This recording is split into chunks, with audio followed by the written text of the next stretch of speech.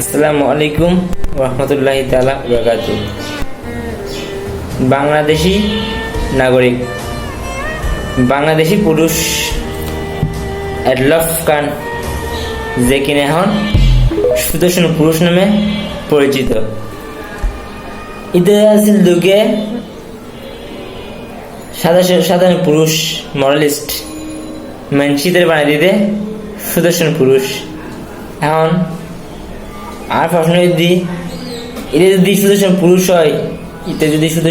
হয়, আমরা কি ভাই যারা না, আমরা কি পুরুষ না, আমরা কি বেড়ানো? যদি সুদর্শন পুরুষ হয়, যদি মডেলিস্ট হয়, আর তাহলে ইজারা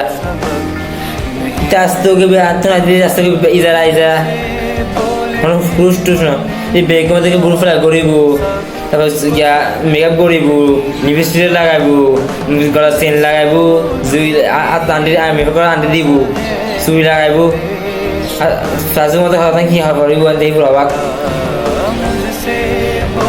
আস্তাক ফিল্লা কি বলে সুদর্শন পুরুষ মানুষ তো কি লইয়ে না বুঝি সুদর্শন পুরুষ বলে। এখানে বুড়ো ফ্রাই করছে, লিপস্টিক মেকআপ করছে, সুদর্শন পুরুষ। তারা আর পুরুষ না ওরা। জেনারেশন ইবা আজিয়ে গিয়া ঘরে তো মডেলিস্ট আনি নে মেকআপ টেক করে দিতে পারে সুদর্শন পুরুষ এডলফ খান মডেলিস্ট। আর দিকে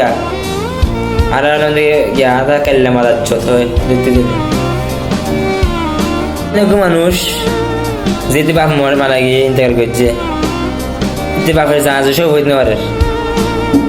আসসালামু আলাইকুম রহমতুল্লাহ। নগরে সালাম। জানাজার সময় বিদে লইতে আছে লোক নিতে ধরিয়ে জানাজার সব হইতে পারে। আর বলেছিল সুদর্শ পুরুষ, এমন করে কি লাভ? বুড় ফেলা গড়ি মেকআপ লিপস্টিক সুদর্শ পুরুষ একটা কিছু, এমন কি লাভ? বাবা জানাজা হইতে না পারলে কেলে পোয়া কলঙ্ক।